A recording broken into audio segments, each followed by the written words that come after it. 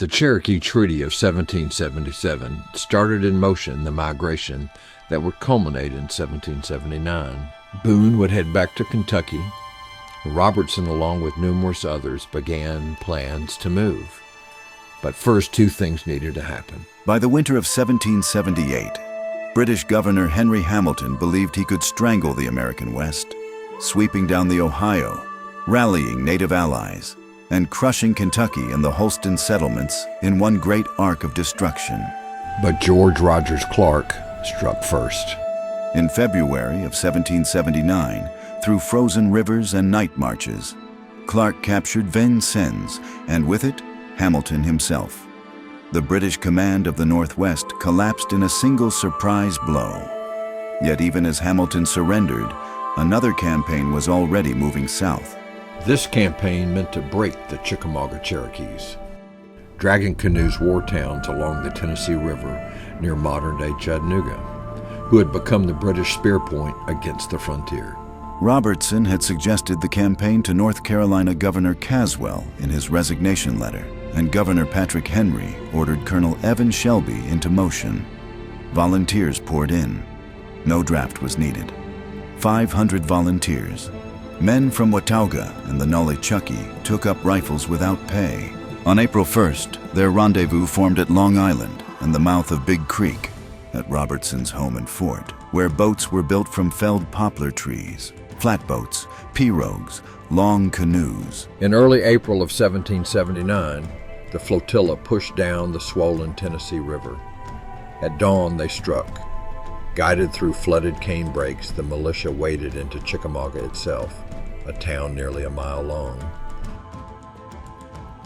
Chiefs dragging canoe and big fool fled as the militia surged in. Houses burned, corn cribs were emptied. Town after town fell.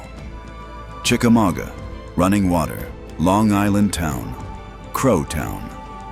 Horses taken by the hundreds. Mounts that would carry the militia home. The Chickamauga war machine was shattered in a matter of days, and word soon spread that the two hammer blows, Clark's capture of Hamilton in the west and Shelby's destruction of the river towns, had broken British power in the west. The frontier, at last, exhaled. For the first time in years, the raids slowed, the war smoke lifted, and in that fragile calm, James Robertson moved. From his home on Big Creek, preparations quietly began. Small parties formed, supplies gathered. Before a colony could move, the land itself had to be claimed. That spring of 1779, Robertson set out with 9 men, cutting westward toward the Cumberland. They reached the bluffs. They planted corn, raised rough cabins to mark possession. Near what would one day become the crossroads of 23rd and Park, the first proof of settlement took root. The Cumberland was no longer rumor. It was home in waiting. But Robertson needed one thing more. Just down the river from the bluffs, where French traders still drifted in from the Ohio, he purchased a small skiff for a single guinea. Robertson and a few others boarded the skiff and headed downstream, 200 miles down the Cumberland, up the Ohio, then to the Mississippi, until he reached the Illinois country where Clark now stood victorious. There, Robertson discussed Clark's cabin rights at French Lick. An understanding was reached. On his return, the wilderness nearly claimed him. When he reached an Indian village, he was accused of spying and marked for death, spared only when French traders convinced his captors he sought horses, not secrets. Tension softened into uneasy friendship. Before leaving, Robertson purchased fine Spanish breeding mares, prizes of the frontier, and once more traversed 500 miles through wilderness towards home. He left the horses with a Kentucky settlement. They would be reclaimed when the settlers passed back through. Back on the Holston, the final preparations were underway. While Robertson tested the land, John Donaldson prepared the river. He consulted Colonel Evan Shelby about the French Lick, its dangers, its history, its value. Then he committed everything. With his wife and 11 members of his household, Donaldson began building boats at Long Island, with the dream of rebuilding his lost fortune. There rose a vessel unlike any the frontier had seen. They called her Adventure, a 100-foot flatboat, armed with cannon, built to lead 30 settlers through hostile country.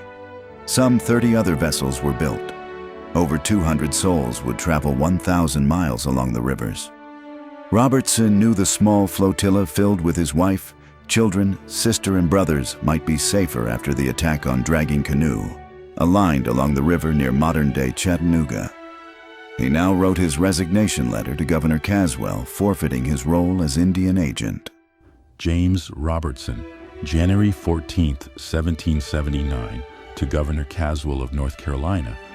I now beg leave to tell you that from many disadvantages to me with respect to my private property and the necessary business that now compels me to other distant parts, it is not in my power to perform the trust reposed in me, and I humbly resign that trust.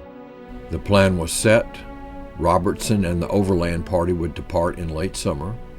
Donaldson and the river flotilla would follow when winter waters rose. 2 paths, 1 destination, the Cumberland. Hopes and dreams awaited, along with tragedy.